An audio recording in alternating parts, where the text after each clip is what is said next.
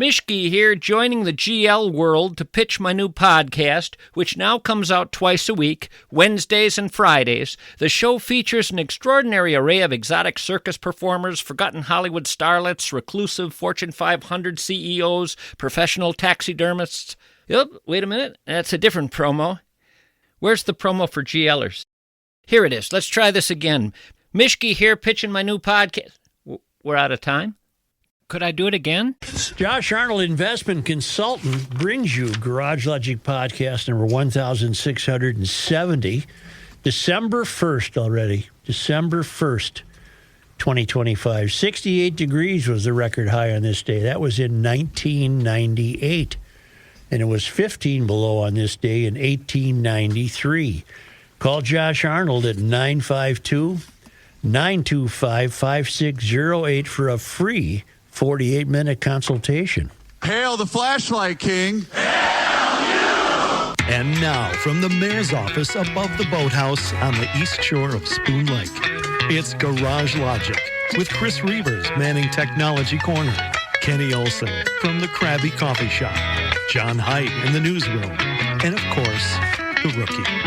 Here is your flashlight king, fireworks commissioner, and the keeper of common sense, your mayor, Joe Souchere. I'd like to get something off my chest. I have a few matters to get us into the stream of today's show, but first I must get this off my chest. I am very sick and tired of reading stories. You get 5 a year about bouncy castles that blow away. I don't want to read that anymore. In fact, here's one right here. If that was a fill in the blank, I never would have guessed. Kenny, get out of my head. I was thinking taxes, yes. walls, no, imminent war. No, I'm tired of this bouncy cat. Look at here's one. It went away in New South Wales. The wind was up, and the kids got in that thing, and off it went. How many kids were in it when she took off? No one died, which is why I can have my tirade. Paramedics had to show up, though, because 5 kids needed treating because they flew around, and then the thing came back to ground, or they chased it, or whatever the hell they did. But look, it doesn't say a great deal about the human race if you put your kid in a bouncy castle on a windy day and you've done no due diligence. You haven't walked around the edges of it to see if it's tied down. How deep are the stakes in the ground? Here's what you do. I think you're making a critical error here. What's that? How many of those parents just dropped their kids off and then quick got in the car and got the hell out of there? Okay, that's we'll be back at 3. That's the lesson I have to issue here.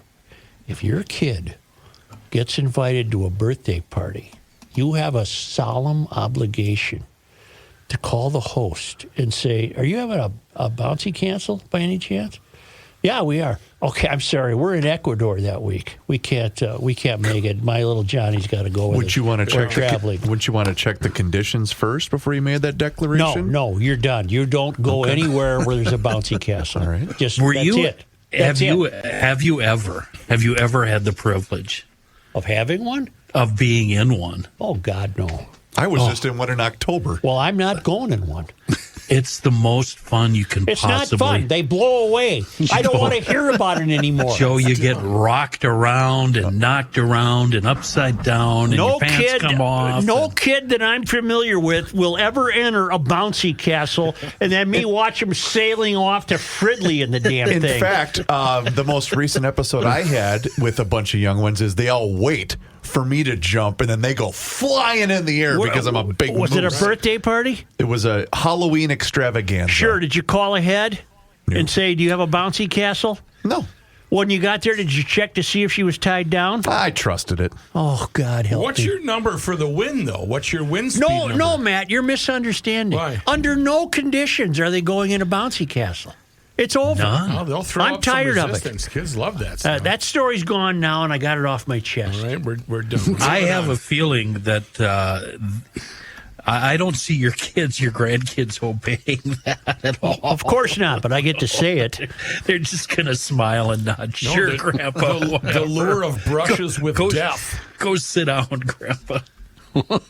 I don't go in a bouncy house, but if I did. I have a number of quotes that I would like to read that will set the tone for what I would like to say today. A number of quotes, they might not seem related, but that's not necessarily true. They all are related in the way that they combat the mystery. Okay. From Thomas Sowell via Geordie. So long as public schools are treated as places that exist to provide guaranteed jobs to members of the teachers' unions, do not be surprised to see American students continuing to score lower on international tests than students in countries that spend a lot less per pupil than we do. All right. I have. I mean, we will not be taking over the world with our future? We return to Thomas Sowell. Too much of what is called education is little more than an expensive isolation from reality. Boy, doesn't that ring true when you realize that the U of M has a whole department devoted to telling you there's a pandemic of whiteness. That's a suspension of reality. Yep. And it's an expensive one. Okay. Rick and Stillwater. This is from Justice Clarence Thomas. And he might have been listening to us I was going to say, over listen the years. to the show. Let's go. A system that does not hold individuals accountable treats them as less than full citizens. In such a world, people are reduced to the status of children, or even worse, treated as though they were animals without a soul. Justice Clarence Thomas, thank you. And even more astonishing than Clarence perhaps listening to us is Booker T. Washington. I now quote Booker T. Washington. There is another class of colored people who make a business of keeping the troubles, the wrongs, and the hardships of the Negro race before the public. Having learned that they are able to make a living out of their troubles, they have grown into the settled habit of advertising their wrongs, partly because they want sympathy and partly because it pays. Some of these people do not want the Negro to lose his grievances because they do not want to lose their jobs. Booker T. Washington, from his book, My Larger Education, 1911. Wow. He passed in 1915. 1911. Wow. And a word congratulating us. Carol writes, thanks for the tip on the Stephen C. show at the Basilica on Friday afternoon. I've heard nothing but great reports from this. Carol said I would encourage everyone to check out his Christmas show. His wife, Jillian, did a shout-out to GL fans, to which I applauded. Nice. The folks I was with asked how I knew about Stephen C., and I told them it was through GL. At that moment, I realized all the different music that I have come to know and enjoy through GL, and I am thankful. GL, sharing the bounty, one good song at a time. Thank you. And then finally, before I get to the thematic end of things, Amy writes, Amy Odegaard, Joe, over the holiday weekend, I was listening to older episodes of GL on the website. I found an episode from May 15th, 2018. How long ago was that, Matt? 2018? 5 years? No, 7. 7. 7 years. Plus. When we've converted to podcast form. 7 years. No, we were still on the radio. We didn't go podcast till September of 2018. Oh, well, okay, that's true. So this was radio. I found an episode for May 15, 2018, where you are discussing the Somali daycare fraud, and we're incredulous as to how no news sources seemed interested in this story. Considering all that has happened in the years since this episode was recorded, it is amazing that the bold, fraudulent activity has just now come to national attention. The May 15th, 18-hour one episode shows that you have been a lone voice in this discussion for a long while.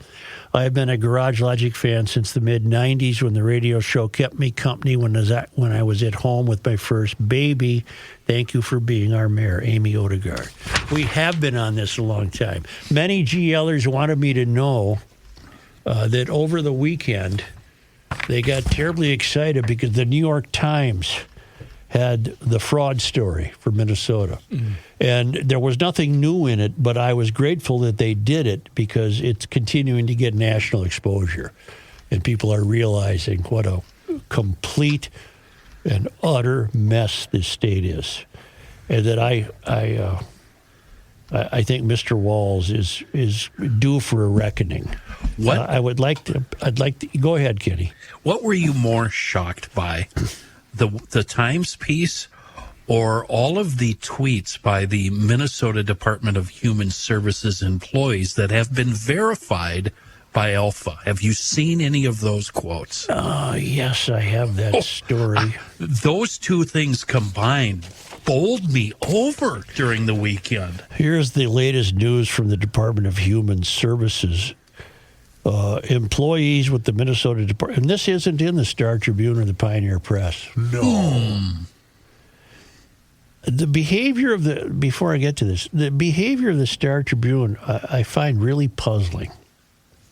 You'll recall that they not only downplayed Rick Kupchela's A precarious state. They even got to the point where they were demanding to know who paid for it, as though there was something nefarious there. They never once questioned any facts in it, but they wanted it to be known that they were opposed to it. They were opposed to a story or the drift of attention to the idea that the socialists on the Minneapolis City Council have proven to be ruinous. They don't want to have anything to do with that. Now they're doing the same thing with Somali fraud. They're finding ways to tell us, oh, look at the other day. They had a picture of this ding-ding garden in Cedar Riverside, and look at what the Somalis have done. And I don't understand. It's almost as if they're running cover. I'm not suggesting they need to be cruel or unusual. I'm suggesting they're not fulfilling their obligation as the Fifth Estate in this case. It's very strange to me. I really don't understand it. It might be as simple as that the modern reporter is just so hopelessly ill-informed because of the failed academy that there's no chance that this is what their agenda is. Remind me, who's the editor of the Star Tribune? A young gal named Hennessy. Her first name escapes me. No, I thought Chris is looking for the name of the former the publisher. Walz. You mean? Yeah, I'm sorry, publisher. My apologies. Steve Grove, who was Walz's Department of Economic and Employment Development. Interesting. Okay, now that is interesting because I was thinking about that today. I come from a period of newspapering where even if we knew who the publisher was, we had nothing to do with him. The publisher was the rainmaker and the glad hander. The publisher was the guy who had to go eat rubber chicken luncheons and made sure that the Dayton family was happy with their advertising. With that Par Ritter? So then it came to be Par Ritter in St. Paul, who proved to be a lout. That was nepotism at its best, Yeah. huh? But so I am kind of predisposed back on my background to believe or want to believe that Grove has had nothing to do with these decisions. But I think I'm being naive. Grove might be so attached to Walz. I don't know to what extent they're friends, but he was a Walz guy in his cabinet. And then, I don't know how, but he ended up as publisher of the Star Tribune, and they have been notoriously easy on Walz. They've been notoriously easy on fraud. They've been notoriously critical of the Kupchela documentary. A precarious state. A precarious state. Oh, now, well, I don't know if that's a Grove influence or Of course it is. if the paper's just... No, Joe, Doesn't they're have any- arm in arm. They're making out in the back seat with the DFL. Yeah. They're the same body. And it's interesting. I find it interesting because the Star Tribune, in concert with the entire DFL, continue to point their fingers at others for doing things that they, too, are guilty of. Mm-hmm. It's just amazing to me. Well, here's the latest. Employees with the Minnesota Department of Human Services continue to speak out on Governor Walz's failure to take any accountability for his role in fraud. Don't worry, we're going to be backing this up with some audio in a bit. In a viral post over the weekend, an X account that says it represents over 480 current staff of Minnesota DHS wrote that employees let Tim Walz know of fraud early on, hoping for a partnership in stopping fraud, but no, we got the opposite response. Now, I don't like to take my news from X, but Kenny, you're telling me that's been verified? Okay, I immediately thought this is a bot from some foreign country. Some guy clocked in this morning, and this is his job. Halfway through the story, I'm looking at Alpha.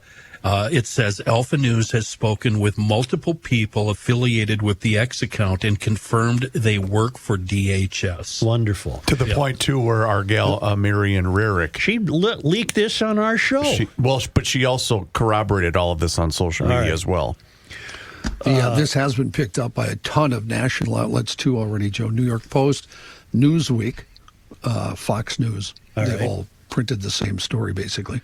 We were hoping for a partnership in stopping fraud, but no, we got the opposite response. Instead of partnership, we got the full weight of retaliation by Tim Walz, certain DFL members, and an indifferent mainstream media. It has been terribly indifferent. It's scary, isolating, and left us wondering who we can turn to, says the Post, which has been viewed more than, you ready? 27 million times. Wow. It goes on to describe a cascade of systemic failures leading up to Tim Walz.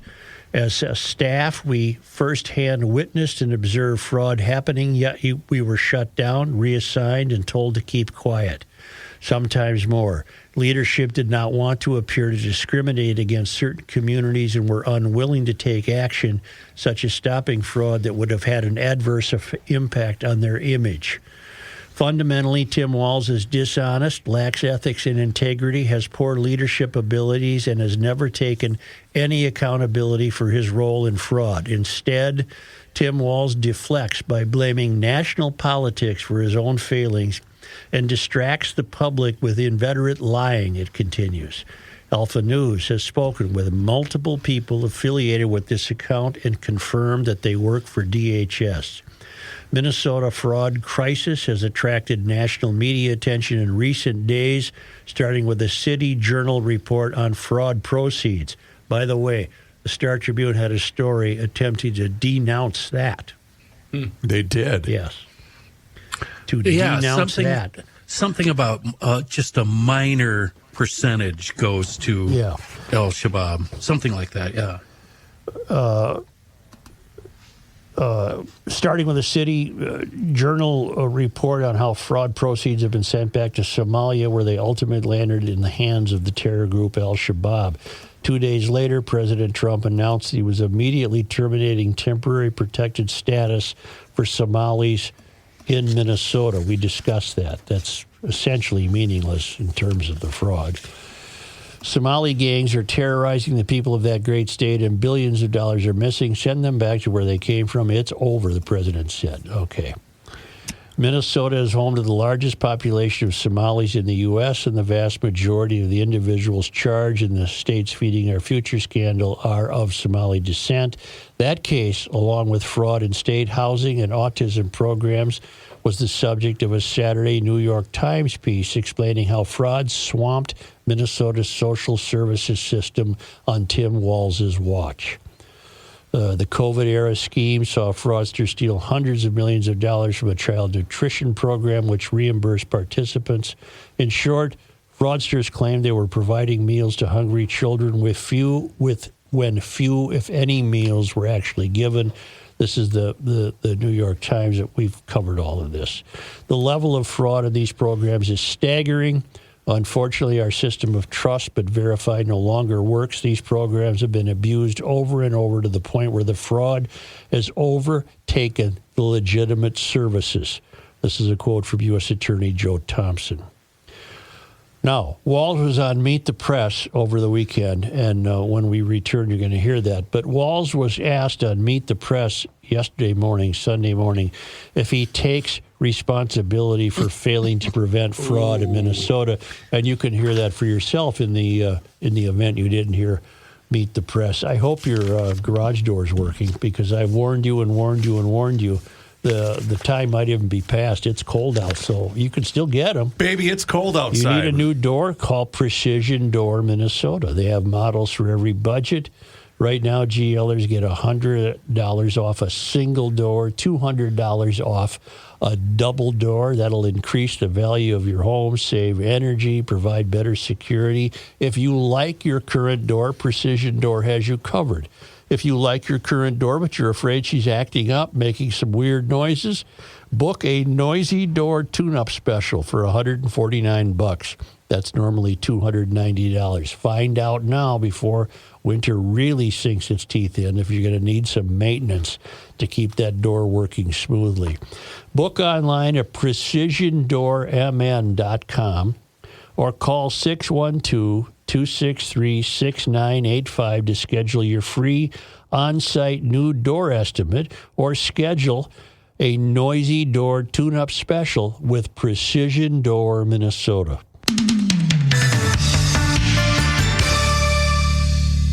Reavers here once again for my guy, Mr. Money Talk, Josh Arnold. Does thinking about retirement make you uncomfortable? Well, sometimes the anxiety from wondering if you've saved enough can be overwhelming. But what if I told you that you could ease those tensions in just 48 minutes? Well, Mr. Money Talk is going to be able to sit down with you and get you on the right track for your financial future. Josh has navigated it all when it comes to uncertain market and economic conditions, and he'll always provide straight talk, never sugar-coated advice on how to reach the finish line with your retirement goals. Don't let your financial worries give you an ulcer or keep you from calling Josh right now. His 48-minute, no-obligation consultation could be just what you need to feel better about your future. Call Josh today at 952-925-5608 and set up your free 48-minute, no-obligation consultation. That's 952-925-5608. Investment services offered by Josh Arnold Investment Consultant, LLC, a security investment advisor. Past performance is no guarantee of future results. All investments involve risk. All comments and opinions are Josh Arnold's and do not constitute investment advice. Chris Reavers is a paid endorser.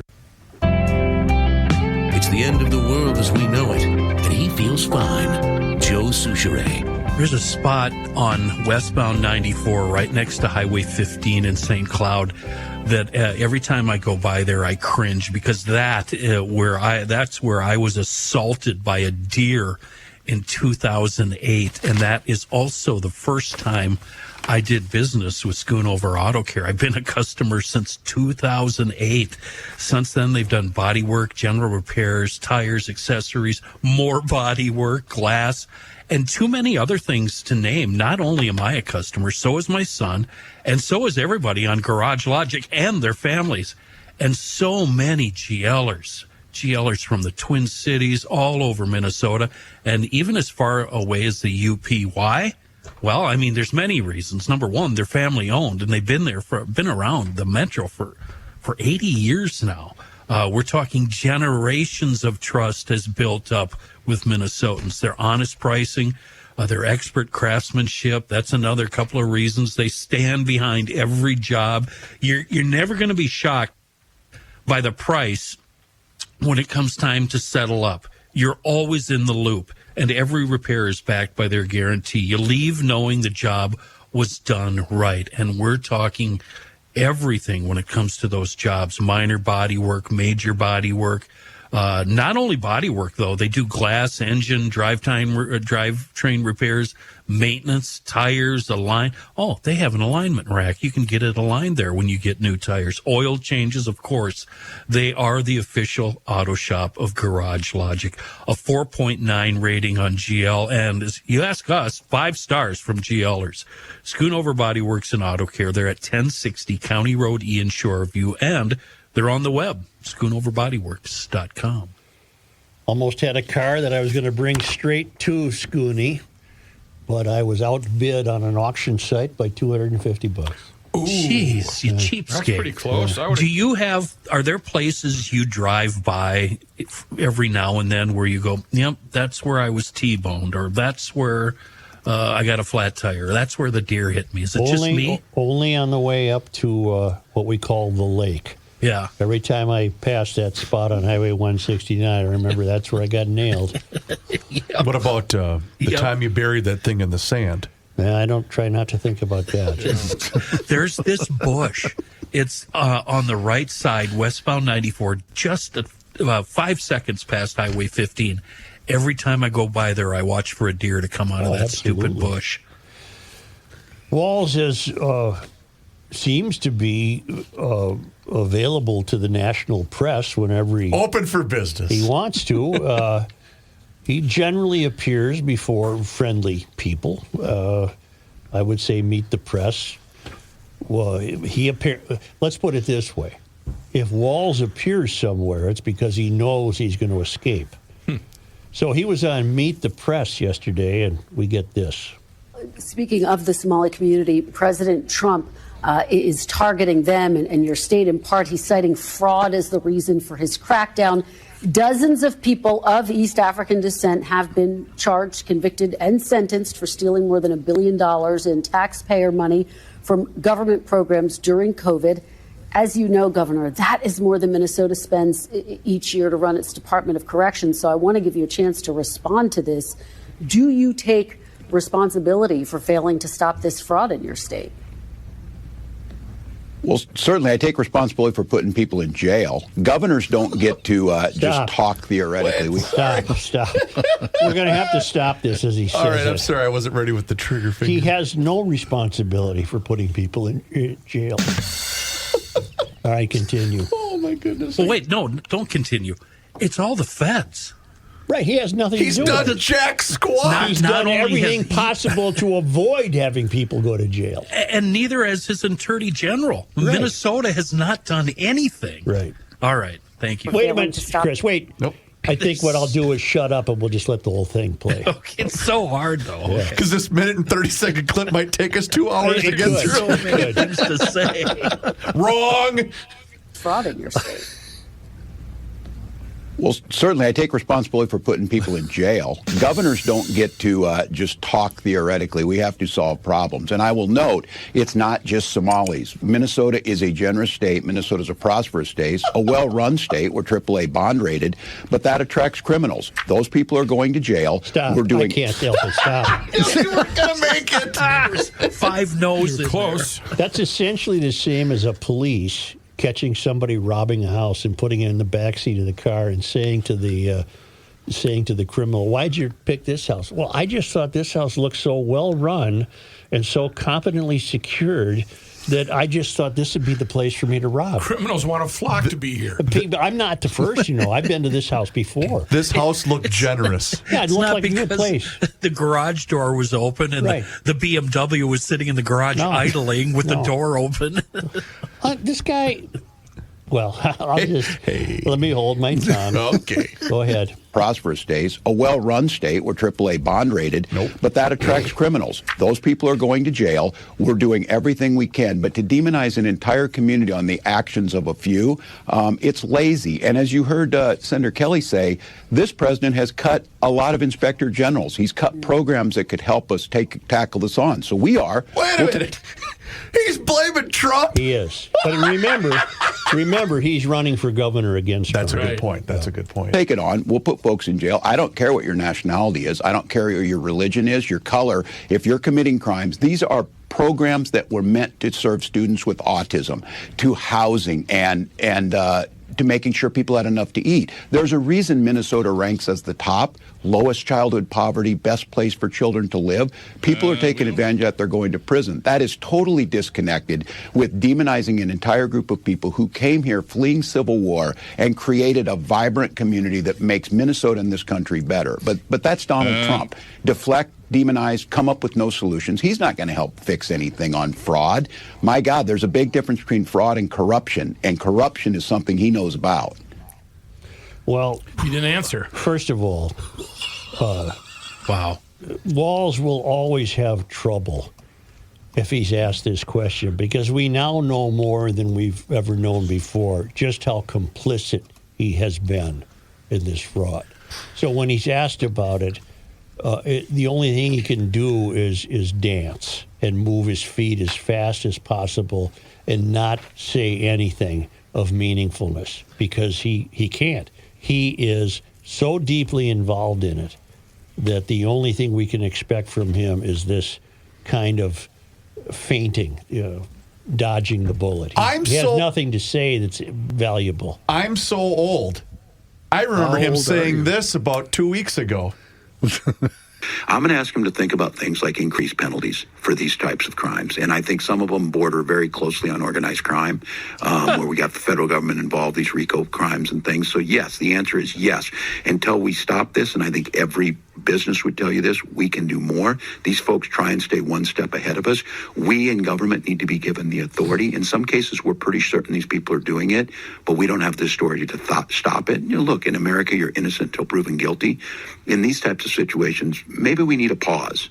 That you're not guilty, but we're pretty darn sure this isn't right. Let's put a pause on it. And if we're wrong, we'll make up the difference at the time. But the way the system works now is we're expected to do it and then prosecute you and collect back on the back end. We don't have the authority. That was November 12th on NPR. He's a liar. He is lying. Here, let's go to that tweet over the weekend from the Minnesota Department of Human Services employees. Which has been verified. Let me read this for you. Tim Walz is 100% responsible for massive fraud in Minnesota. We let Tim Walz know of fraud early on, hoping for a partnership in stopping the fraud. But no, we got the opposite response. Tim Walz systematically retaliated against whistleblowers using monitoring, threats, and repression. And you've seen how he shuffled agency heads around. Walz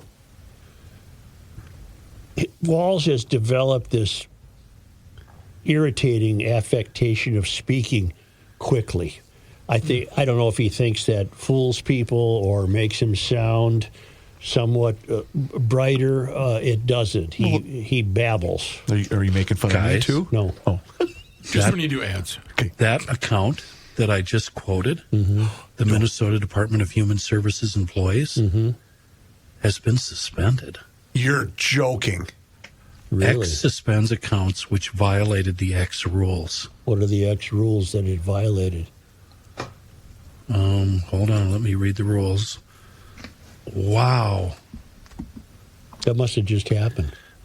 Safety, privacy, authenticity, third-party advertising.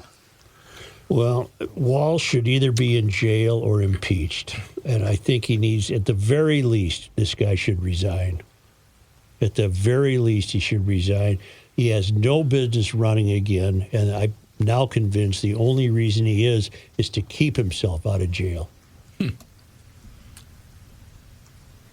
But there's no justification for this incompetent boob staying on in office. It's pathetic. It's embarrassing.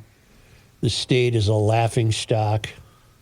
He actually said that criminals come here because we're so well run. Is that how criminals decide where they're going to go? Yeah. Well, we have said that. We've been ripe for the picking, which is what made us an easy target. Remember how the DFLers... That doesn't mean you're well run. You're just ripe for the picking. That's true. That is true. They came here because you're so poorly run. Right. Remember how the DFLers reacted to Al Franken's come in Rangoon nonsense? Yeah. How come nobody has called for him to step down? They don't actually think he's going to win this election, do they? I think it's only when they finally realize that the election, he will not win the election. Do you mean like a Biden thing where they came in and wiped him out? Yep, that they're going to swoop in and say, it's time. Can I share with you my prediction I gave Gabe about an hour and a half ago, Ken? You may. I may. I think what's going to happen is he's going to step aside around Labor Day, maybe a little bit after Labor Day, and appoint, or someone will appoint. I don't think he'll last that long. But he's going to take all of the slings and the arrows up until then. And Chris, Gabe, I don't think he's going to last till the new year. I don't think he should last till the end of this day. I'm serious. He should not be the governor of this state. I would be surprised the way the momentum is building. If he, like Kenny said, if he lasts till the end of this year as their candidate. I'll go with that. Yeah. Yeah. It's just, it's truly an embarrassing, unfortunate situation. He's ruined the state. He's ruined its reputation. He's ruined its quality of life. He's ruined the balance sheet. We've heard from too many people who know that he knew about the fraud and didn't do anything about it. We had someone on the phone. Keep the money going. That said that very thing. Who's a legislator. Yep. Period. Keep the money going. And as I said, shifting around agency heads. I suppose if one of them tried to tell him early on, look, this is a bad deal, let's put an end to it, they were replaced. Either that or he got rid of them because they were so involved, they were going to get in trouble. Kenny, here's what I'm seeing on social media. You mentioned that account had been suspended. There is a separate Minnesota Department of Human Services account that only has about 6,300 people following it, including being followed by Governor Tim Walz. That's not the one. Yeah, right. So that's what I'm wondering is if they maybe had some type of copyright issue going on there. I'm not sure. What's happening? Let's turn our attention to something our young researcher found. How did so many Somalis choose Minnesota? Why Minnesota? And Gabe, you seem to have found some clues to that answer. It seems like there were a number of institutions that had a financial reason to bring them into the state. Mm-hmm. Government organizations? They are all non-government organizations. All right. It seems to me, the one that I'm looking at right now, the Lutheran Social Services of Minnesota, which has a annual revenue of around $100 to $125 million. Derived from what? Derived from 89 to 94% of state, local, and government grants. So taxpayer money. Taxpayer money. All right. And basically what they do is bring in people that are immigration to the state or immigrating to the state, and they give like a 90-day kind of your rent, getting you set up, getting you onto all of the government programs and things that would help that person kind of achieve success, so to speak, in that state. Lutheran Social Services mostly focuses on St. Cloud and bringing people. They don't specifically bring Somalis in. They're around 30% of the people that they bring in. And it ranges from $850 to just over $2,000 per person that they successly bring into the state. Almost like a bounty. Yeah, so it's a financial incentive for them to come here. And and to be fair, we have no reason to believe that Lutheran Social Service is not acting out of good faith. Yep. They're taking people who they find to be troubled or struggling or from war-torn countries, correct? And giving them a new lease on life. We're paying for that, which is, I guess that's fine. We pay for so much that we don't even know what we're paying for anymore. We're generous. I would say the only kind of controversy that I have seemed to dig up is the controversy of how much they pay their executives. It's around $300,000 to $400,000 annually, which kind of people don't like to see that when you're considered a nonprofit. Because if you start this and you're making that much money, and most of your money, over 90% of it, comes from the government, they don't want to see that most of that is just going right into your pocket. I might disagree with you, Joe. Maybe it's because I don't have enough information. Gabe, why do they make from $800 to, what did you say, $2,000 each? Why? It depends. That's basically from what I've seen of the limited information that's on this. It's the state reimbursing them for what they give the person when they come here. And tell us what site you're on. This is from the DHS state government arrival ministries. It's kind of a combination of different information. Right. So me assuming that this was all profit is completely wrong. Please tell me I'm wrong. Because it does not look good. Greg. I would say that you're wrong to an extent. I don't know how wrong you would be, because it doesn't explicitly say what they provide and when they provide it. And there's a lot of, it's a combination of sources, so they all have different things. So it's hard to reach one conclusion. Well, let's put it this way. They're funded handsomely by the government. Correct. Well, and now Kenny's alerted me to I was too quick. Why then do they need a payment for the successful bringing in of somebody? Well, I think they just already covered have that. the money. They already got the money. They have $100 million from the taxpayer, correct, to operate their operation. Why then do they get a bounty per head of somebody they bring in? Is my rhetorical question. What the hell is that? And that's small potatoes. I mean, yeah.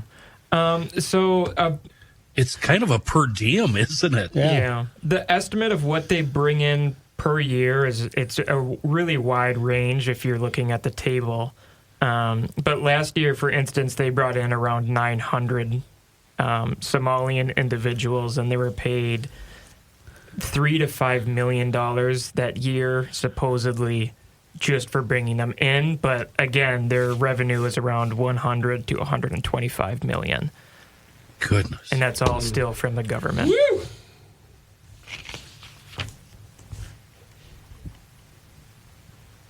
Makes you wonder. Stand by.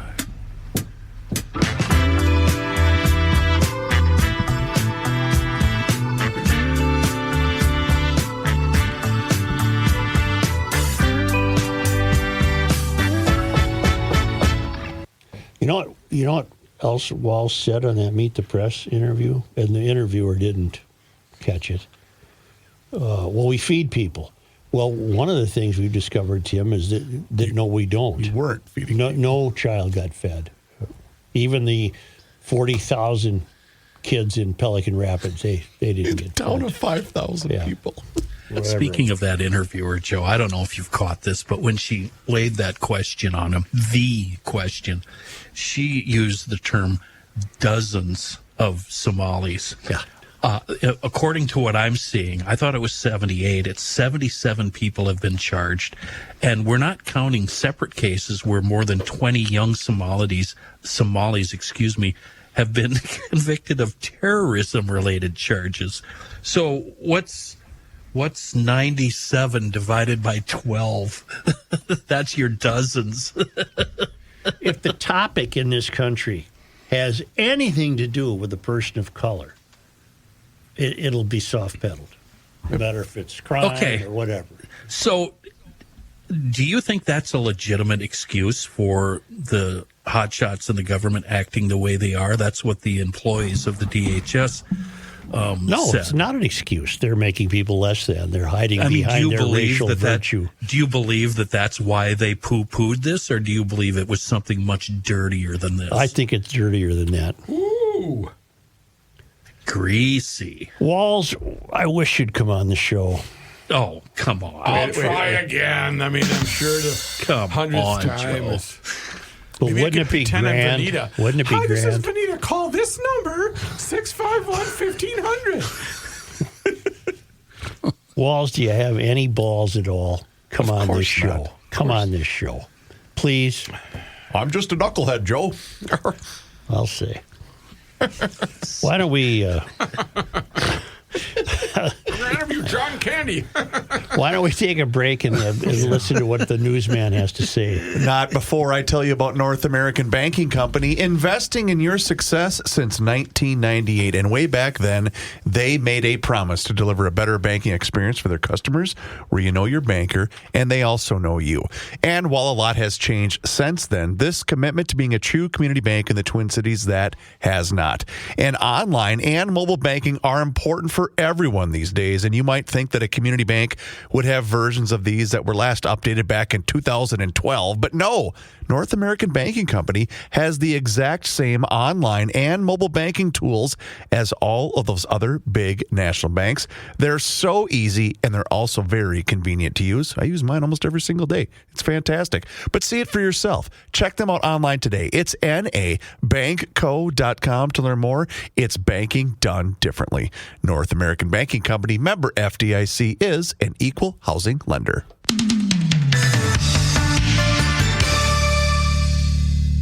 Who's doing something? Soul Man. The earth is not your mother. The Joe Souchere Show. I was sitting here scratching my head thinking, I really got nothing to talk about seafoam related. And then I remembered, well, I did dose 2 tractors, a snowblower, and the plow truck over the long weekend with the seafoam engine treatment. Did it help? Well, we'll see when it comes to fire up those tractors, diesel, so when it's 10 below. The plow truck, that one always gets a heavy dose because it's got about 245,000 on it. That's what a plow truck should have. It should have well over 200,000 on it. And, the snowblower, that'll be fine. Couple of greasy triples. Here's what's in my future for seafoam. Got a couple of greasy triples that I shut down last year and a twin-cylinder sled that hasn't been run in 2 years. They're going to be brought to life here in the next week or so. They were put to bed with seafoam, so I'm not expecting any problems, but we'll see. But really, you shouldn't expect any problems if you've been using seafoam. Use them to treat those cylinders on the regular. You'll be fine. It's the cylinder's best friend. It's small cars, big rigs, tractors, go-karts. I don't care what it is. If it's fossil fuel fired, if it's gas or diesel, seafoam is the ticket. It cleans, it rejuvenates, and it makes everything fantastic. A wonderful product in a world of bad gas. Seafoam. Kenny, I can't remember if I told you guys this, but a couple of weeks ago you were mentioning the mileage on your plow truck. Royce, he looked at Joe and he said, hey, probably got to get rid of the convertible. She's up to 60,000 miles on it. Yeah. I went, Pat, I put 60,000 miles on last year. I had numerous text conversations with your brother, Chris, over the weekend regarding his cylinders. Oh, yeah. And his John Deere's. And, did he send you the photo of that thing? Yeah, he's been using seafoam, and he knows a thing or two about cylinders. Yep. I put the snowblower away last spring. Okay. By whatever gas was left in it, I ran it out, and then I put in a whole can of seafoam. She's going to smoke when you fire it up. Ran that out. Oh, you did? Maybe not a whole can, maybe a half a can. Ran that out, so the last thing that the fuel maker encountered was seafoam. Sure. She started Sunday instantly. Yeah. Wow. Instantly. Yeah. Love when that works out like that. I do too. Here's John Heidt in the newsroom. Fuel making happener. Fuel make it happener. Thank you, Derek. Thanks, Joe. North American Banking Company brings us this news update. St. Paul police looking into a fatal shooting Sunday morning. According to police officers called to an apartment in the 700 block of Victoria Street North, where nearby residents reported hearing gunfire in the area at about 1:40 a.m. After entering the apartment, police said they found an injured man inside who had been shot multiple times. While police and medical services tried to stabilize the man, he was declared dead at the scene. As officers were making their way to the apartment, police said they saw a vehicle leaving the scene at what they called a high rate of speed. That vehicle later crashed in the 700 block of Englewood Avenue. St. Paul police said the driver is believed to be the suspect behind the fatal shooting. He was taken to the hospital to be treated for minor injuries sustained in the crash and was later released into police custody. Police said the identity of the victim and the suspect will be released later this week as they continue to investigate what led up to the shooting and confirm the man's cause of death. This is the 12th homicide to have occurred in the city of St. Paul this year, according to St. Paul Police. I do not like the term high rate of speed. Fast. Driving works. fast? How's Driving that? fast works. What's the difference between high rate of speed and fast? 3 more words. Okay. What's the difference between fast and bat out of hell? I'll take bat out of hell over high rate of speed. Police saw him driving like a bat out of hell. I'll take that over high rate of speed. Right? I'll remember that for the next time. Yeah. Spool it up, let it rip. Yep. A man has been sentenced to 10 years in prison for shooting at a Minnesota state trooper back in September of 2024. 24-year-old Eddie James Freeman pleaded guilty to first-degree assault, 2 counts of second-degree assault. 2 remaining counts of second-degree assault and 1 count of fourth-degree assault were dismissed at sentencing. He'll serve 3 years of probation after his prison sentence. All of this dates back to some gunfire exchanged by the state trooper and Freeman on I-94 in September of 2024. Troopers had responded to a crash on the interstate near Dowling Avenue North and learned that shots had been fired while en route to the scene. As the trooper got close to the car, Freeman shot at him and hit the squad. The trooper returned fire. Nobody was injured. An alleged neo-Nazi from southern Minnesota sentenced to more than 8 years in prison last week for gun and drug crimes, according to the U.S. Attorney's Office in the state. 41-year-old Andrew Munsinger of Redwood Falls received a 104-month sentence, 3 years of supervised release. A federal jury in April had found him guilty of possession of firearms and ammunition as a felon and trafficking marijuana. Authorities said Munsinger was a member of the Aryan Freedom Network, a Texas-based white supremacist group. Right there, fun, huh? Yeah. Do you think they have a Christmas card where they all got a bowling league where they all stand around? What do you do? I mean, and then you get the form letter. Yeah. Here's what we did last year. Please include $10 for all of our employees' gift fund. Nobody sends out Christmas cards like the Souchere family. I don't have anything to do with it. I always look forward to your Christmas card. It is the best. And sometimes you're even included. Sometimes. A fascinating story to me, anyway, in the Star Tribune. And Kenny, you're my outdoor guy, so you're going to say you know all this already. I call you up when I have dead animals in the yard because I need information. Sure. This one is about turtles. Oh, Jeff, right. Did you see this? Yeah, Jeff, you see, I knew it. Jeff LeClaire, a zoologist and amphibian and reptile specialist with the Minnesota Biological Survey, says if the ice is clear, you can sometimes see snapping or painted turtles moving slowly underneath the ice. I like turtles. Yeah, you do, Thanks, don't you? Jonathan. Thank you. Thanks, Jeff. This winter dormancy, called brumation, requires them to be deep enough to avoid being fatally frozen in ice and to slow their metabolism drastically to conserve energy. Most don't move at all once the turtle equivalent of hibernation begins. That minimizes their need for oxygen, which they absorb from the frigid water through a process called cutaneous respiration. Wait a minute. Yes. A turtle can breathe underwater? That's correct. Forever? I mean, it Cutaneous doesn't have to come respiration. up? It doesn't have See, I to come told up you it on was the beach fascinating. once in a while? I like turtles. Yeah. Well, it'd have to break through the ice. It can't break through the ice. How's it going to do that? We have Lily the turtle at our house. And she's pretty much underwater all times. I thought they came out of the water to get some air. Yeah, once in a while she sits underneath the lamp. What about the winter? I would imagine they would have just hunkered down in the cattails or something. Research here. I'm going to explain a little more. Okay? Research once sparked the simplified belief that turtles breathe through their butts in the winter. That we found out is I wish I could. not quite Hey, true. guys, watch something this. Reavers Watch me kids would blow say. up a balloon. Daddy's breathing through his butt. Look at him. Turtles have a cloaca, an all-purpose organ for excretion and mating. The cloaca includes sac-like organs called bursa that are rich in blood vessels, and those, Joe, help to better absorb oxygen in the water. He's breathing through his swimsuit area. He is. Boy.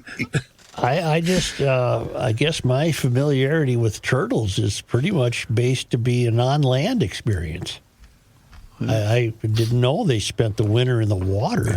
I really didn't. I didn't either. No. I had no idea. That's fantastic. Oh, you did, John. See, it's so fun when you guys talk about animals, farm animals, wild animals. You just sit back and enjoy GL. Yeah, anything outside the 6-block radius, pretty You get much. a couple of fantastic, rather mean snapping turtles at St. Kate's Dewdrop Pond every once in a while. As a kid, I do rely on Kenny. Because as he will tell you, I'll call him with stuff that's probably to him stupid as hell, and he'll immediately explain it and go, "Oh, that's just blah blah blah." He doesn't know anything about turtles. Well, I've seen them down there before. I'm gonna start looking. I'm more freaked out by looking through the clear ice. It doesn't matter what's underneath it. I love to look through. You look through it, you go, "Oh boy, I could." And so then you get out the old pounder and you chip your way through, and it turns out that there's 4 inches of clear ice. Yeah. And the arrival of below freezing temps and snow is speeding up the arrival of a popular winter attraction, ice castles. Officials say construction of the icy experience is underway, and again, it'll happen at the Minnesota State Fairgrounds. Tickets go on sale online starting tomorrow at 9 in the morning. No opening date has been set yet. Ice Castles usually opens in early January, depending on weather conditions. The company says its ice artisans will grow and place up to 10,000 icicles per day during construction of the 20-foot tall castle, which features slides, tunnels, caverns, and sculptures. Ice Castles was started in 2011 by a Utah man who built a winter playground for his kids. So this is not Winter Carnival affiliated. No, this is a just separate on the deal. Capitol grounds. Just didn't we cancel that a while ago? The carnival? Yeah. The carnival hasn't had a good ice palace in ages. John, is it with real ice taken from lakes? Bunch of turtles stuck in it. Wouldn't that be something? I don't know, Kenny. You've asked a question. I have no idea. The ice harvesting in this state of yore is fascinating. Very fascinating. As fascinating as turtles underwater? Equally so. The ice was stored in sheds with sawdust. It was. You're right. And would last the entire summer. Mm-hmm. Joe broke into Cliff Clavin there for a minute. Sure did. The ice, it's stored in the... idiosyncrasies. John, you know who does it right? Ooh. Bears. Bears crawl in the late fall, and they don't come out till, late March, early April. It sounds comfy, doesn't They it? do it right. Yep. Yeah, And you know what? Those dens smell good. They smell wonderful. When have you ever been inside a bear? I read that. Oh, okay. They smell, that's life, that they smell nature. Mom, You know where tell I the learned story that? again. Are there any bears in this cave? From Dick Prenicky, Joe. Yes. Yeah, he crawled into one, and he found the plug. Do you know what the plug is? Gross. I don't. Well, the plug, it plugs. Oh. Yeah. So the bear plugs it up over the winter? And it plugs himself up over Yeah. It's the bear's version of Mr. Chair. Yeah. Right. Interesting. But Now those that's- dens, I bet that's- they smell sweet, fresh. Yep. Yeah. We'll have some national, international news in a minute. First, though, I want to tell you about something new at my house that we are loving. It's an Aura frame. That's a frame for pictures. And, it's now, to steal Rook's line, it's now officially Christmas season. Oh, 'tis the season. And the gift giving time is ticking down. So listen, I got your perfect gift solution right here. If it's tough for you to buy for a wife or husband, in-laws, sibling, close friends, Aura, that's A-U-R-A, is the perfect answer. It's easy to upload unlimited photos and videos to the Aura frames. You just download their app, connect it to your Wi-Fi. You can even preload pictures before it ships to you. Hey, you mean you could just sit there and instantly put a picture from your phone in this frame? I do it all the time. Wow, I think that's cool. We've had ours about 2 months now, and between my wife and I, we've stuck over 700 pictures and videos in it. That's the other You cool just change it from time to time. Well, you can just keep adding. Or Yeah. you can delete, too, if you want. And Just it'll by picking rotate up and all your that phone. deal, Johnny? It rotates continuously. In Very fact, cool. I've been known to sit there, 10, 15 minutes and all the pictures and videos roll by as people in my house make fun of me. Yeah, they sound cool. The pictures scroll by as you sit there. The video feature is great also. It comes with sound, too, so I have videos of me playing guitar and Dylan playing guitar on there. They mix in with the photos to make the experience that much more enjoyable. And now, for a limited time, you can save on the gift by visiting auraframes.com to get $35 off Aura's best-selling Carver Matte Frames, named #1 by Wirecutter. Just use the promo code GL at checkout. That's AURA frames.com. Height.com, promo code GL. This deal is exclusive to listeners and frames sell out fast, so order yours now to get it on time for the holidays. Support the show by mentioning us on checkout. Terms and conditions apply. Aura Frames.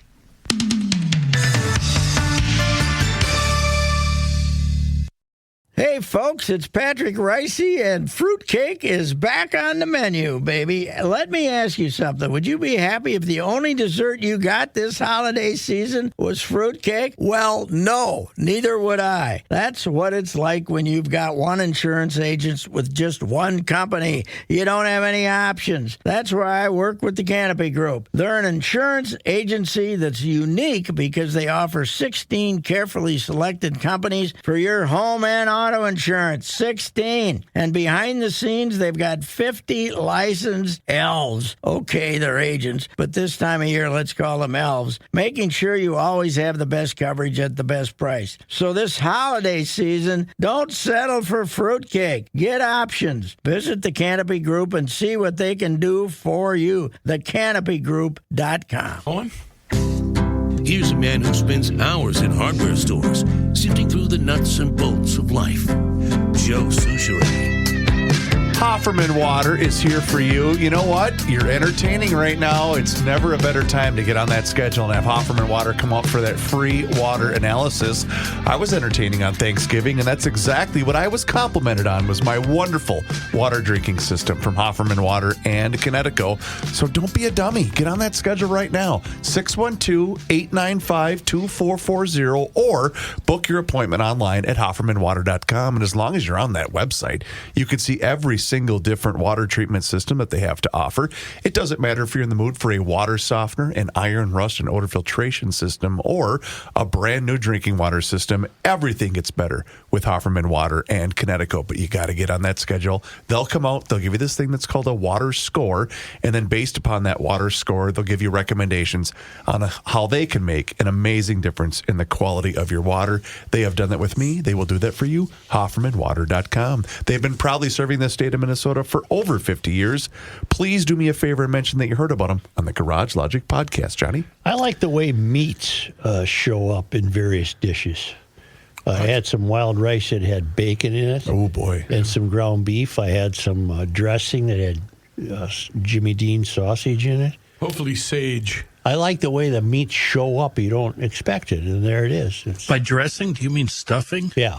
Okay. Yeah, I was asking about the White Castle stuffing before the program today, if there was anything left to bring in for the staff. I had to make an emergency second batch because I left the first batch in the oven overnight. Ooh. I forgot to take it out. Was it burned?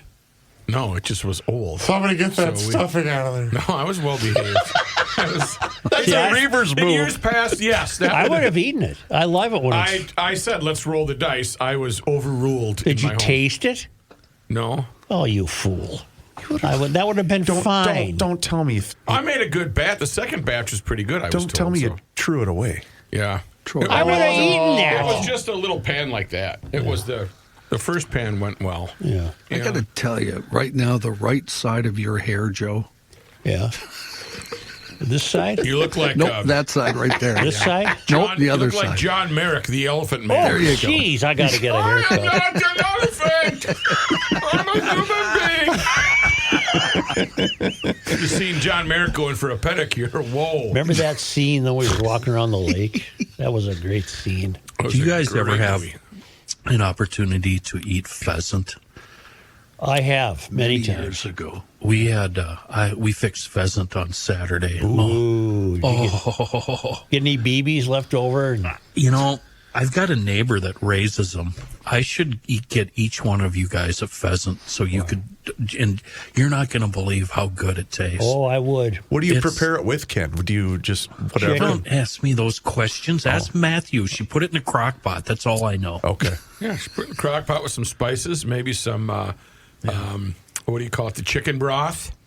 Was it shaped like a bird sitting in the crock pot, or is it all cut they up? take the feathers off. Usually, them out. Usually when I do pheasant, I just take the breast. But in this case, I took the whole bird, and every part of it was delicious. Were the legs, feathers still breast. on it when you put it in the crock No, pot? of course not. Oh. No, and not only that, Joe, I'm glad you brought it up. The easiest bird there is to field dress. I mean, seriously, you can go from a full feathered bird to ready to put in the crock pot in under 10 minutes. Really? They're really easy You to just clean. pluck them out? You don't have to. You just pull the skin right off. Oh, It's wow. amazing. Yeah. Jeez. It's like peeling an egg. It is. Yeah, actually, it is. Yep. Hard-boiled egg. In national and international news, President Trump said yesterday that he, in his words, wouldn't have wanted a reported second strike on an alleged drug boat earlier this year, while pledging to look into the matter that sparked concern among lawmakers. Top Republican and Democrats in Congress suggested yesterday that American military officials might have committed a war crime in President Trump's offensive against boats in the Caribbean after a news report said during one such attack, a follow-up strike was ordered to kill survivors. The remarks came in response to a Washington Post report on Friday that said Defense Secretary Pete Hegseth had given a verbal order to kill everyone aboard boats suspected of smuggling drugs, and that this led a military commander to carry out a second strike to kill those who had initially survived an attack in early September. The developments came as the U.S. has carried out close to 24 boat strikes in the Caribbean and eastern Pacific Ocean.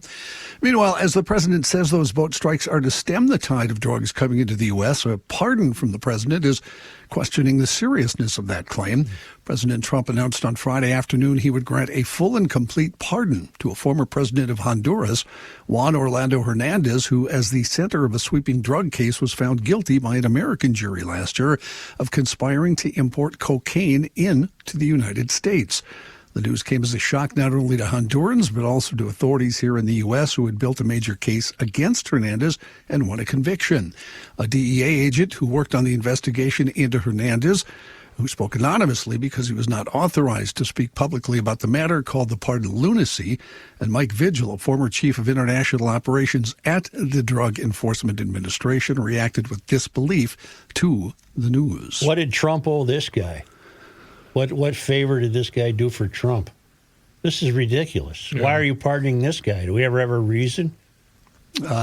He said he was told by people he trusted that it was a railroad situation by the Biden administration, even though the original charges came during his first administration. Okay, now we haven't had this audio problem for quite some time. We have not. But John, his voice is becoming distorted. Going a little Scotland on us. Why is Really? that? I don't know. Yeah. That's weird. Now it isn't. Okay. Can I, as long as we're dealing with that, can I read this email? I know we've moved on from the fraud topic, but Never. loyal GL Town Council member Samantha just sent this to me. Reeves, I know I hope you guys haven't discussed this, but you have to check out this story. It's a Care 11 piece. Minnesota man, okay, that's the catch line. Minnesota man on taxpayer-funded Medicaid is now living in Kenya, Joe. Yeah. And he had requested his billing records. A fake Somalian company has been billing Medicaid for over $200,000 worth of fake services. They also used fake employee names and stock images for photos on their website. Here's why I'm bringing this up. Mm-hmm. Their business phone number is listed in this document. Do you want to know what the business phone number is? Let's hear it. 0, 1, 2, 3, No. 4, No. 5, 6, 7, 8, 9. I mean, a little something for the effort. I mean, somebody's got to use that number. See, Walz thought that was a real number. They didn't Holy catch it with crappers. that phone number listed. Oh. That's like the scene from Yikes. Spaceballs, Rook. Well, yeah. What's the password? 1, 2. The Chinese will never figure that out. Oh, Samantha, thank you for saying that. That gave me a laugh. That's funny. They weren't even trying because they knew they'd get away with You it. don't have to try Four. it. Care 11 has numerous stories of this sort. Yeah. They've been doing a lot of They've investigating. been pretty with this. good. Yeah. 9, 5, and 11 have done pretty good. Yep. The last supermoon of the year is coming up this week. Is it tonight, John? Not tonight, no, Thursday. The moon's orbit around the Earth is not a perfect circle, so it gets nearer and farther as it swings around. When a full moon is closer to Earth in its orbit, a so-called supermoon happens. It makes the moon look up to 14% bigger and 30% brighter than the faintest moon of the year, according to NASA. Supermoons happen a few times a year in clusters, taking advantage of the sweet spot in the moon's elliptical orbit. And Thursday night's event is the last of 3 in a row in 2025. The supermoon can be glimpsed in clear night skies without any special equipment, but it can be tough to discern the subtle change with the naked eye. Whether a supermoon or not, the moon also appears bigger when it's close to the horizon because of what's called the moon illusion. It's a strange visual trick that experts can't yet explain. When you have a supermoon, that effect is just slightly more striking, according to astronomer William Alston at the University of Hertfordshire. Tides could be slightly higher during a supermoon because the moon is closer to Earth, but again, the difference isn't very noticeable. Lithuania's Vilnius airport closed yesterday for at least the 10th time since October amid concerns about balloon activity. The closure came amid a wave of airspace disruptions, mostly drones, in Europe in recent months. The government also has blamed Belarus President Alexander Lukashenko, an ally of Russian President Vladimir Putin, for the balloon incursions, calling them a hybrid attack that mostly involves smuggling cigarettes into the country. Lithuania says it recorded over 500 balloons entering its airspace from Belarus this year and nearly 1,000 last year. It has previously closed its border to Belarus over the issue. The disruption comes as the UK, France, and Germany recently provided military support for Belgium's anti-drone operations after that country's main airport was forced to temporarily close due to drone spotting. I bet a Lithuanian cigarette would be very harsh. I didn't realize they were illegal in Lithuania. What? Well, John just said they were smuggling cigarettes. They probably want good ones. Oh, I Yeah, see. I'm sure it's not. Those harsh, sure they're very legal. harsh Lithuanian. No filters? No, very, very, very odd tobacco. What's the cigarette in Jamaica? I had some cigarettes in Jamaica. That Marijuana. Were just, no. Yeah. Well, they had a lot of that too, but just horrible. The germs? Cigarettes are not illegal in Lithuania. However, they are subject to strict regulations, and certain products like chewing tobacco are absolutely prohibited. I did not know that. Very harsh. It'd be tough. Can't chew tobacco in Lithuania, huh? Apparently. How would they know? Oh. You know, you're not going to go around looking at people's traps.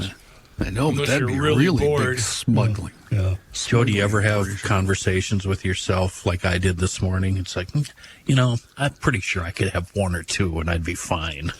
Try not to have those conversations. Yeah, things got real this morning. Yeah, boy. You didn't give in, did you? No, I didn't. But yeah, How long it has never been, goes Kenny? away. That A couple urge. years? Yeah, years, it's Kenny? been 2 or 3. Well, you're so much better off. Are you done, John? I'm not. I got more. Well, let's go here. Come on. Hey, okay. You're so much better off, he says. That was touching. He really. What's coming up on the ride? I'll tell you what, it was a hell of a lot more touching than a spatula. That's true. That's very a good true. point. Was that on the air or city council? That was on the city council. Was that? City Rookie was Council, telling us about a gift he bought for his mom once, a spatula at Walgreens. Yeah, that was last year. $1.99 or so. Yeah. John, go ahead. I'm sorry. An Elton John update. Elton John has vision problems because of an infection he had last year and makes it very hard to see. Huh. But he says he will not be turning his back on creating music. He'll keep making music. He said, I'm singing better than ever, and I'm playing really well and enjoying it. That's helping me a lot, despite the fact that I can't see great. His farewell tour wrapped up in 2023, almost 5 years after launching. The farewell Yellow Brick Road jaunt grossed $939.1 million. Wow. It's almost He $1 said, let's give her billion. one more go around here. Let's Did do the Elton real John, did Bernie Taupin give Elton John a sheet of lyrics and then Elton would invent a song? Yes. Yeah, that's how correct. it worked. And when Bernie was writing the lyrics, did he have a melody in mind or anything? I doubt it. Yeah, I don't think so. Well, that No, was I a think- pretty rare gift that Elton John had. Yes. Yeah. I think he just handed him sheets of lyrics and Elton John got busy. At the first meeting, Williams gave John an unopened envelope of lyrics written by Bernie Taupin, who had answered the same ad. John wrote music for the lyrics and then sent it to him, which began their decades-long partnership that still continues. Yeah, and those first 4 or 5 albums are...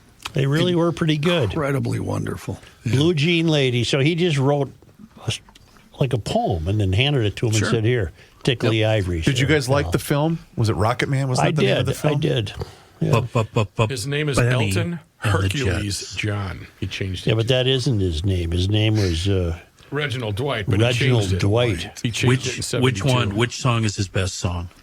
Best right song? now. Lay it It out. would have been in the first 5 years. Yes, and like Tumbleweed Connection didn't have any hits, but everything on there is just killer. So I don't know that I can. name it Your yet. song is pretty damn good. Which one?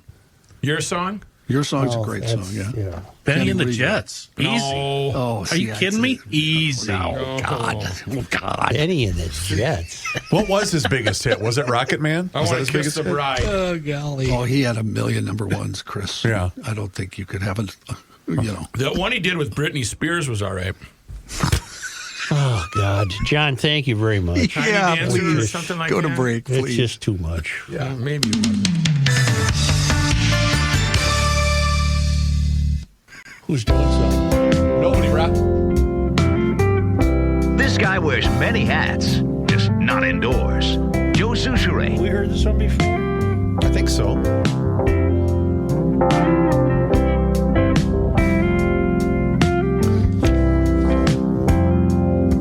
How are these labeled in the system? They're not. The new way that we play stuff through our YouTube channel. I don't like I don't like where you're going with this. We need to, as a staff, sit down and give every one of these a name. Oh, a similar assignment to what Rookie did years ago when he named the Right. farts that were in the system. Exactly. Yeah. Oh, yeah.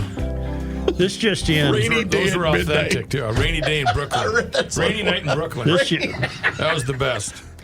This just in from the American Experiment. Minnesota can release records on Medicaid providers accused of fraud, but will not. What?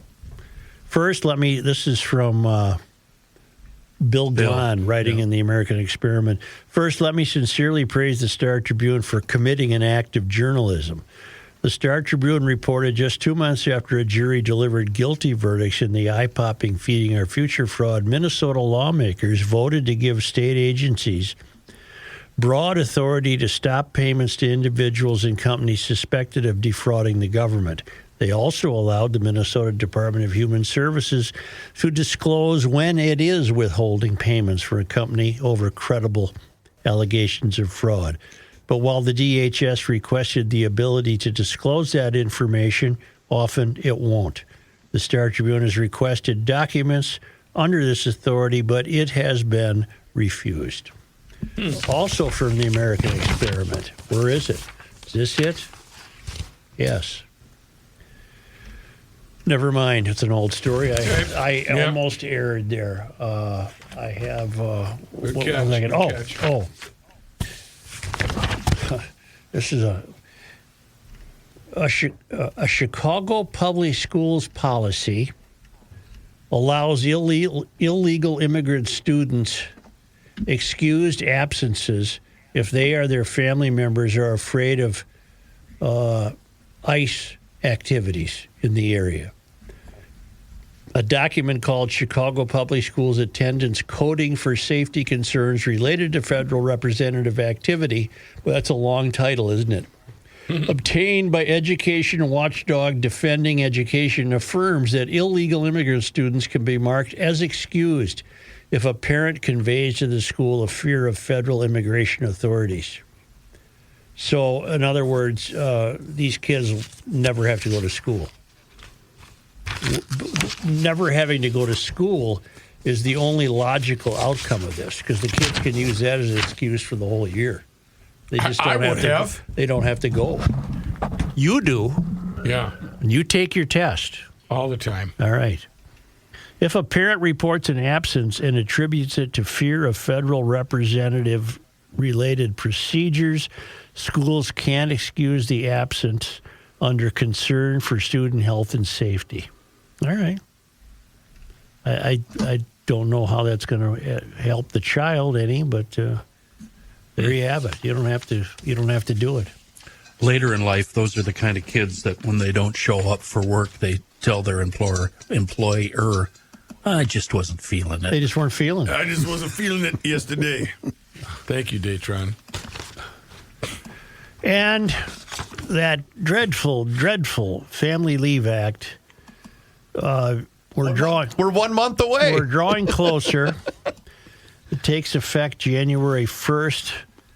It allows 20 weeks of leave, including leave for family and medical issues. We've been through most of this before, but it should be rescinded. I can't imagine how companies will survive this, even as well run as this state is. It seems problematic. That's what we should call it. Kenny nailed it. The I wasn't feeling it act. Yeah, right. Now, I did not know this. The leave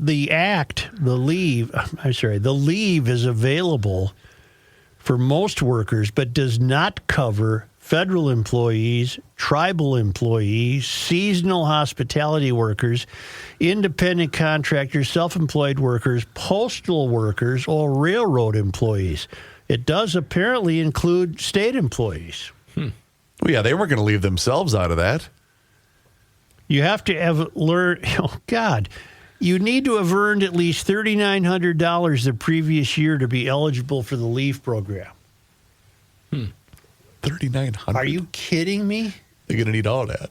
So somebody who scratched out $3,900 is going to make, well, no, because you only get your salary, don't you? I was going to say make more money going on leave, but they'll make at least as much money going on leave. But as an emailer pointed out, I don't think you get through the year on $3,900. No, but you could apply for that, take a leave of absence, but then work another gig. Well, in theory, that isn't supposed to be what happens. Right. Okay. Yeah. And no one's supposed to not be feeding kids either. You can do this to care for yourself. Or,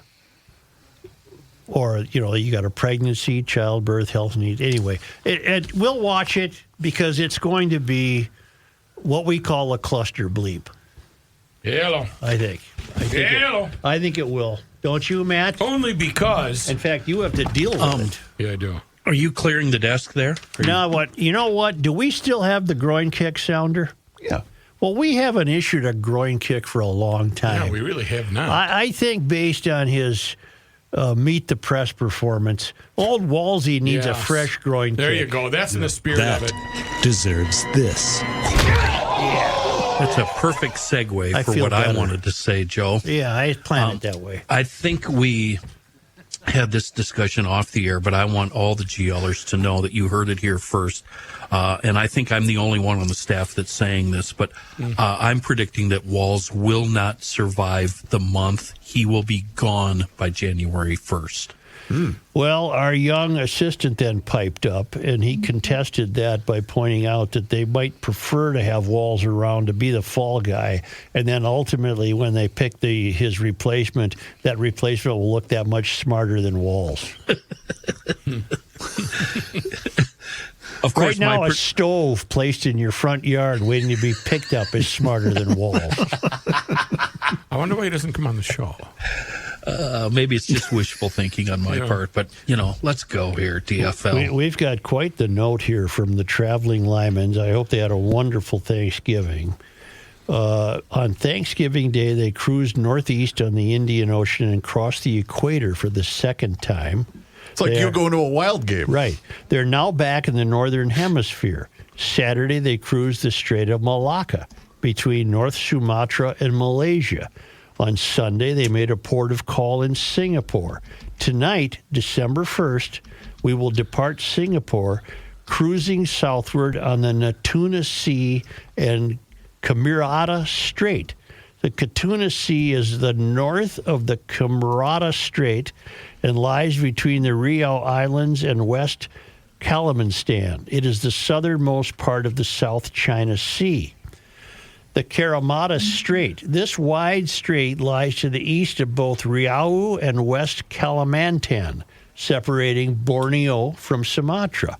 It connects the South China Sea and the Java Sea. This is amazing. I feel that we're on this trip. We're with them. We're in the South China Sea. Every leg. And it's only because they come to us all the way from the South China Sea that we even do this bit from the Traveling Lymans. On this day, December 1st. In 1850. In other words, if the Lymans ever come home to stay, this bit ends. Oh, don't say that. Oh, yeah. This bit ends. Oh, please stay on the road. Oh.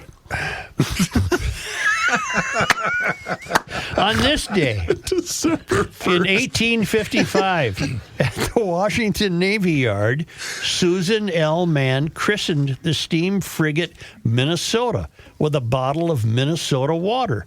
On April 6 of the previous year, Congress had authorized construction of this ship and, coincidentally, the frigate Merrimack.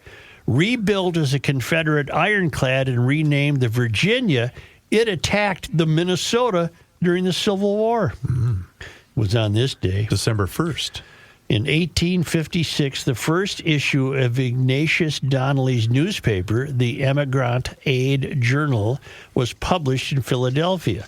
The publication encouraged recent immigrants to move to Nininger, a town Donnelly had founded on the Mississippi River downstream from St. Paul. Although 1,000 people lived there at its peak, the town eventually failed. The editor of the Emigrant Aid Journal was A.W. McDonald, who later edited Scientific American. Is Nininger still exist? I thought it's come up before. Well, it's probably on this day in history. You just read that it met its demise. I know, but I mean, I wonder if, somebody's hanging around. Got a yard sign or something. You know what? If anything exists, it's probably a cemetery. That's probably right. It says it's a ghost town on the Minnesota Historian. Yeah, but where is it? Just south of St. Paul. So South St. Paul. Well, here I'm being shown it What by... is it? help me, Gabriel. Where is that? It's above Hastings. Oh, it's above Hastings. 4 miles northwest of Hastings. Between here and Hastings South was of Nininger. South St. Paul. Nice. Yeah, I'll be damned. On this day. Accurate. On this day. South of South St. Paul. December 1st. In 1860, the state's first book-quality paper, manufactured at the Cutter and Seacombe Paper Mill in St. Anthony, was used in the Minnesota Farmer and Gardener, an agricultural magazine. On this day, Joe, today is December 1st. In 1941, oh my God, only 6 days from the world changing, huh? On this day in 1941, against a background of war in Europe and bitter pro- and anti-union activity in the Twin Cities, 18 members of the Socialist Workers' Party were found guilty in Minneapolis on account of conspiring to undermine the loyalty of U.S. military forces and of publishing material advocating the overthrow of the government. That sounds like Chugtay and Wansley in the gang, doesn't it? Really? They'd be elected to the city council now. Chavez. Yes. Vincent R. Dunn, a leader in Teamsters Local 544, and the other defendants were, however, found not guilty on account of seditious conspiracy to overthrow the government by force. 5 more defendants, also party members, were acquitted on both accounts.